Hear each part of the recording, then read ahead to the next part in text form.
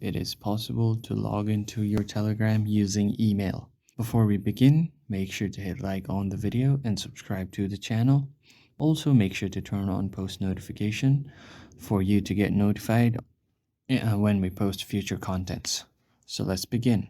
First, as you can see, I'm here on my login page. So there is only an option to enter phone number. So if you're from any of these countries, you can choose their code and then enter your number. You also get an option to sync your contact in your login page.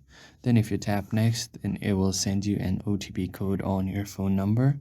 So there is no active way for you to use email to log in your Telegram, but there is another way that you can add email to your account as a recovery email. As you can see, I'm here on my settings on Telegram. So to add your recovery email, you can just tap on privacy and security, then two-step verification. Then you can set a password right here. I'm just gonna select a random password like so. And you can add a password hint if you want, but you can skip it for now. And right here you can add recovery email. So this way, if you lose your account, you can recover it using your email.